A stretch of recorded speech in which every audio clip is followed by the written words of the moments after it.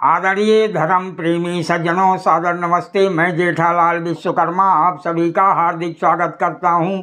महाभारत विराट पर्व अध्याय 6। महर्षि वैशंपायन जी महाराज जन्मेजय जी को ये कथा सुना रहे हैं। राजा जन्मेजय जी अभिमन्यु के पौत्र थे। महर्षि वैशंपायन जी महर्षि वेदव्यास जी के शेष। महर्षि वैशंपायन जी कहते हैं, हे राजन जन्मेजय जी, राजकुमारी द्रौपदी जी के द्वारा इस प्रकार ठुकराए जाने पर कीचक असीम एवं भयंकर काम से विवश होकर अपनी बहन रानी सुदेशना जी से बोला, हे सुदेशणे, वो गजगामिनी सैरंध्री जिस उपाय से मुझे अंगीकार कर ले वो उपाय खोजो, जिससे मुझे मोहवश होकर प्राणों का त्याग न करना पड़े।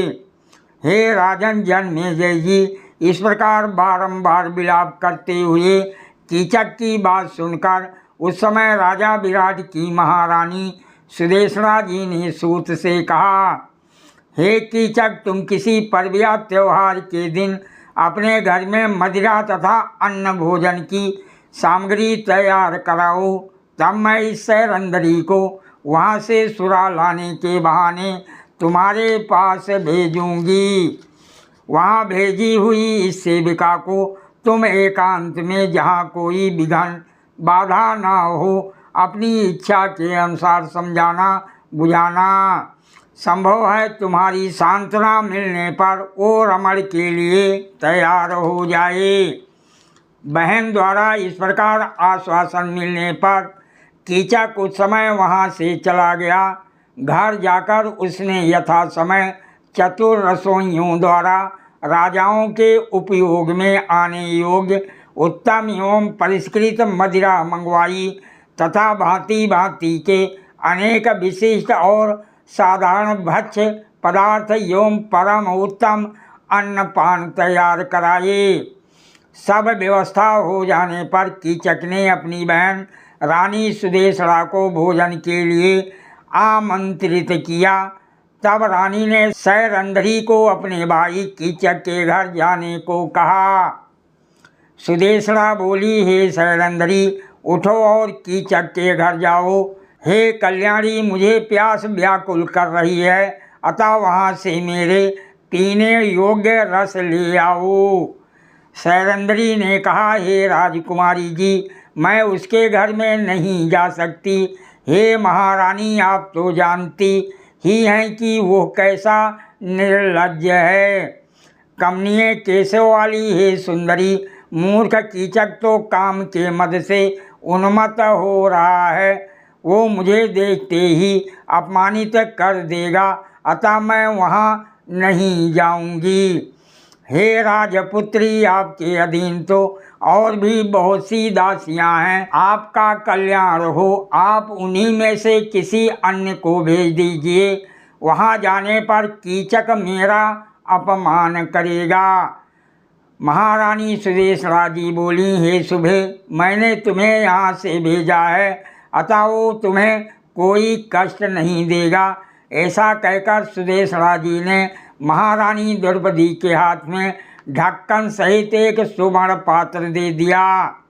महर्षि वैशंपायन जी कहते हैं, द्रौपदी मदिरा लाने के लिए पात्र को लेकर शंकित हो रोती हुई कीचक के घर की ओर चली। अपने सतीत्व की रक्षा के लिए वो मन ही मन परमात्मा से रक्षा की प्रार्थना करती रही। डरी हुई हंड़ी की भांति भयभीत द्रौपदी को समीप आई देख सूत कीचक प्रसन्न होकर खड़ा हो गया, मानो नदी के पास जाने वाला पथिक नौका पाकर प्रसन्न हो गया हो। कीचक बोला, हे सुंदर अलकों वाली सैरंध्री, तुम्हारा स्वागत है। आज की रात का प्रभात मेरे लिए बड़ा मंगलमय है। अब तुम मेरी स्वामिनी होकर मेरा प्रिय कार्य करो।